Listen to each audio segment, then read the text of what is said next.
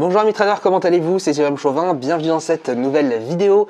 Aujourd'hui, nous sommes à Montréal. Enfin, ça faisait longtemps. Je vous en avais déjà parlé dans des précédentes vidéos. Je suis actuellement en vacances jusqu'au 5 décembre. Et pour le coup, j'avais envie de démarrer une petite série ensemble, s'améliorer en trading. Alors au travers de ces 5 vidéos, environ 5-6 vidéos, je vais essayer de vous partager quelques conseils que j'ai pu recevoir ou que j'ai pu en fait avoir lors de mon apprentissage en trading, en tout cas sur mes 2 premières années, notamment sur tous les différents en fait, on va dire éléments pour faire un bon trading, à savoir la psychologie, la méthodologie, la gestion de risque, etc. Aujourd'hui, l'épisode va porter sur la psychologie, puisque effectivement la psychologie, vous le savez très bien, c'est l'élément principal, etc. Bon, je vais pas vous la refaire, je pense que vous savez très bien, si vous suivez ma chaîne depuis maintenant un petit temps, je l'ai assez dit, la psychologie, c'est la base de tout trading, de tout trader, de toute rentabilité, etc. Vous prenez n'importe quel trader, vous prenez par exemple Kerviel, il était extrêmement performant, certes, bon, voilà, ça s'est pas très bien terminé, mais prenons juste le trader, ne prenons pas l'histoire. Le trader en lui, trader de DAX, effectivement, il prenait beaucoup de risques, mais il avait une stratégie en béton parce qu'il avait une psychologie en béton. C'est ça en fait qui a fait sa réussite, qui a fait son succès. C'est pas parce qu'il avait la meilleure stratégie du monde, c'est parce qu'encore une fois, il avait la psychologie qui le soutenait. Premier exemple que je vais vous donner justement pour vous améliorer psychologiquement dans votre trading. C'est très simple, mais vous allez voir, ça va complètement tout changer votre trading, donc vos performances, puisque ça va vous faire déjà moins stresser et ça va vous faire mieux apprendre. Le secret, en tout cas l'astuce numéro 1, c'est d'absolument tout prévoir. C'est d'anticiper absolument tout ce que vous pouvez faire en trading dès maintenant. Exemple, lorsque je rentre en position. Beaucoup de traders, moi y compris mes 2 premières années, quand j'ai débuté, on a tendance à prendre le trade, réfléchir après pourquoi je prends le trade et ensuite réfléchir pourquoi je mets le stop loss ou où je place le stop loss. Or, quand je prends position maintenant, je sais pourquoi j'ai pris la position, je sais où je mets le stop loss, où je mets le TP, je sais exactement quand ou à quel niveau, ou en tout cas à partir de quel niveau, eh bien je vais mettre break-even, donc je vais remonter mon stop loss à 0 sur mon point d'entrée, etc., etc., etc. C'est très important en fait de suivre ce conseil parce que en essayant d'anticiper tout à l'avance, vous allez déjà mieux trader. C'est-à-dire que vous allez savoir quand vous rentrez exactement. Ce qui va déjà laisser beaucoup moins de place au trading d'impulsion, donc au trading en mode voilà, je suis toute la journée devant l'écran, je m'ennuie, hop, je place un trade, celui-ci est mauvais, il ne respecte pas mon plan, mais j'ai envie de prendre ce trade parce que je m'ennuie. Ça déjà, ça devrait éviter pas mal de trades d'ennui, pas mal de trades d'impulsion. Je vois le marché qui monte, bam, j'achète, ça c'est tellement connu. Moi-même, ça m'arrive de le faire encore aujourd'hui parce que des fois, je me laisse aller par le marché. Alors j'essaye de faire en sorte bien sûr d'être gagnant à la fin de cette position, mais ça m'arrive encore parce que, eh bien, il faut arriver à tenir à 100% en plan. Alors bien sûr, ça ne va pas arriver. Bien sûr, chaque trader a ses petits défauts ou a un petit défaut qui ne va pas réussir, on va dire, à maîtriser à 100%. Mais, encore une fois, arriver à justement, on va dire, balancer entre ses qualités et ses défauts, arriver justement à essayer d'en tirer profit de ce défaut pour gagner, c'est aussi une autre chose. Mais le plus important dans cette astuce numéro 1, c'est de vous, à côté, vous puissiez anticiper tout ce que vous allez faire en termes de trading. Quand je prends position, pourquoi je prends position? Prenez position uniquement après que vous ayez énuméré dans votre tête toutes les conditions qui vous permettent de prendre ce trade. Si les conditions ne sont pas respectées, si vous dites pourquoi je prends le trade? Allez, je me laisse 2 secondes, je me laisse 30 secondes pour réfléchir au trade. Je vois que le marché monte, c'est tout. Voilà, il n'y a que ça. Donc je me dis, voilà, je vois que le marché monte, il y a une tendance de fond assez haussière, c'est intéressant, ok, je me mets à acheter. Mais le problème, c'est qu'on ne peut pas se dire ça. C'est comme se dire, tiens, tous mes indicateurs sont haussiers, donc j'achète. Ce n'est pas possible parce que les indicateurs, dans tous les cas, vont reproduire ce que fait le prix. Donc, si ça monte, les indicateurs montent. Il y a très peu d'indicateurs qui vont vous donner un retournement. Donc, il ne faut pas réfléchir uniquement avec les indicateurs, mais aussi avec le graphique. Effectivement, mon marché monte, ok, c'est bien, mais il est monté très très haut. J'attends une respiration pour rentrer en jeu. Si je rentre dès maintenant et que le marché est déjà monté très très haut, je peux arriver pile poil, c'est très fortement le cas, au moment où ça va repartir à la baisse. Et dans ce cas-là, je perds ma position et j'aurais pu au contraire me mettre à la vente, psychologie inverse, ou juste attendre le retournement, attendre la correction pour revenir à l'achat plus tard. Ça, c'est le genre de choses qu'on se dit à la fin d'un trade, on se dit, purée, mais pourquoi j'ai pris ce trade? Pourquoi j'aurais dû, en fait, j'aurais dû attendre. J'aurais tout simplement dû attendre. Et malheureusement, c'est le cas pour beaucoup de traders, vraiment beaucoup trop même, qui ne se posent pas la question au bon moment, qui vont se poser les questions après avoir pris le trade. Posez-vous les questions avant, sachez où mettre votre TP, sachez où mettre votre stop loss. Ça, c'est vraiment la première partie. La deuxième astuce que je vais vous donner pour vous améliorer en termes de psychologie. Alors, ça va être un travail, et j'ai l'impression que beaucoup de traders, en fait, sont étonnés. Et ça, c'est quelque chose qui me rend curieux et quelque chose qui m'énerve aussi dans mon sens. C'est que beaucoup de traders qui prennent un trade et ils disent, bah tiens, regarde, j'ai respecté toutes les conditions, par exemple, de la stratégie ZT, ou même juste le marché est convergent, pourquoi je perds? Les gars, au bout d'un moment, si vous perdez, ben vous perdez. C'est comme ça, c'est la vie. On ne perd pas forcément parce qu'on est mauvais, mais on perd aussi parce que le marché nous a donné tort. Et ça, c'est vraiment la chose qui m'énerve au plus haut point, c'est que beaucoup pensent que le trading, c'est ultra simple. C'est en mode, j'arrive, la première semaine, je suis gagnant. Non, les gars, c'est pas ça le trading.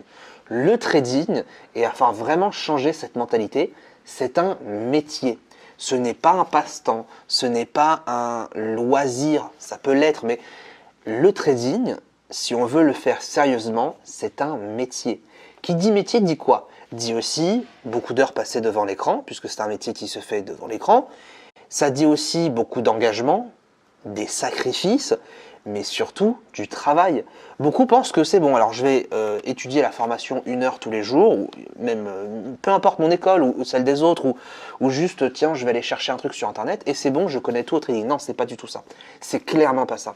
Et si de votre côté vous vous dites ouais, mais j'ai pas envie de travailler 2 heures, 3 heures de plus à étudier mon graphique, etc., ne faites pas dans ce cas-là du trading.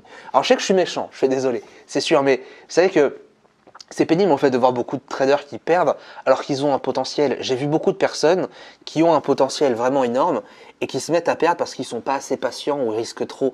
Et ça, c'est vraiment dommage. Pour un bon trading, il faut faire ses devoirs. Clairement, il n'y a pas de secret. Il faut faire ses devoirs. C'est-à-dire que, et là c'est le secret, en tout cas l'astuce numéro 2 que je vous donne, apprenez de vos trades.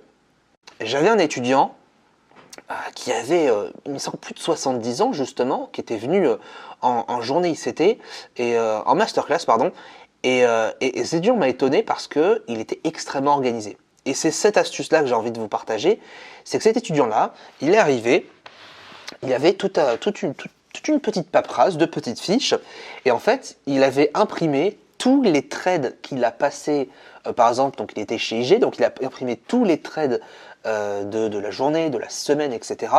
Et à chaque fois, à droite, donc il séparait la feuille en deux, à gauche le trade, et à droite, à chaque fois, il mettait un commentaire de ces trades. C'est la première personne en live que j'ai vu faire ça, et je trouve ça vraiment génial.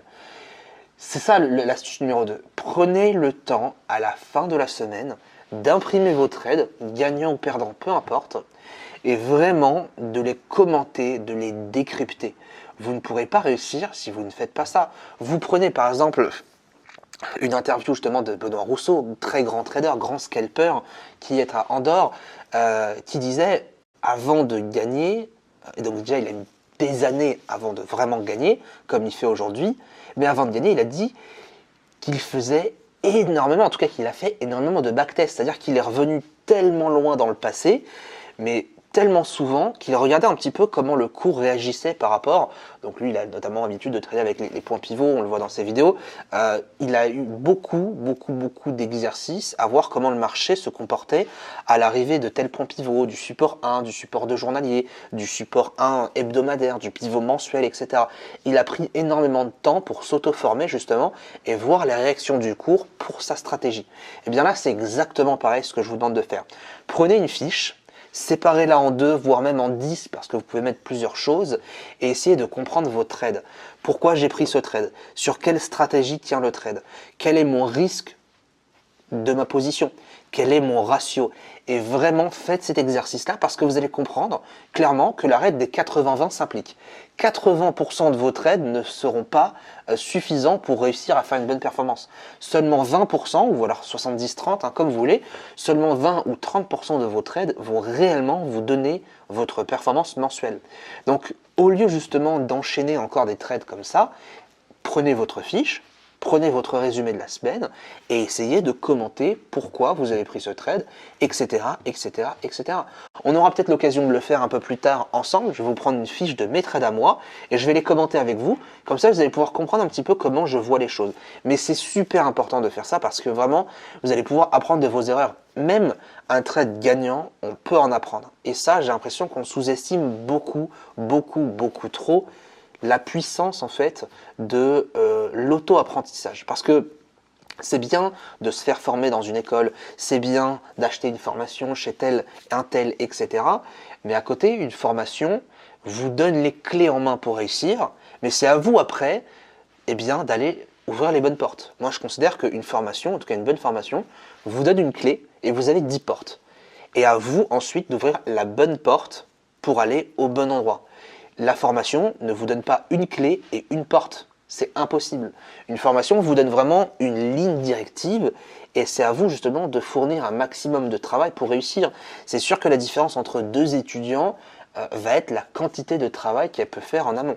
Donc vraiment, si on peut résumer ces deux conseils pour en fait améliorer votre psychologie, dans un premier temps, c'est d'anticiper tout ce qu'on fait, à savoir quand je prends position, en tout cas pourquoi je prends position, où je mets mon stop loss, où je mets mon TP, quand je mets ma position à break-even, si j'ai un deuxième objectif, où est mon TP2, etc., etc. Et à côté, deuxième astuce, c'est vraiment de prendre du temps en fin de semaine, en week-end, et d'essayer de comprendre pourquoi on a passé ces trades-là, de les décortiquer, en fait surtout de les critiquer. Critiquer votre propre trade, vos propres trades, pour espérer réussir. Parce que la psychologie, encore une fois, c'est l'élément clé. Et la psychologie, en fait, si vous voulez, ça s'entraîne pas. C'est pas, on n'a pas juste une formation, tiens, formation psychologie, vous devez faire telle chose. Non.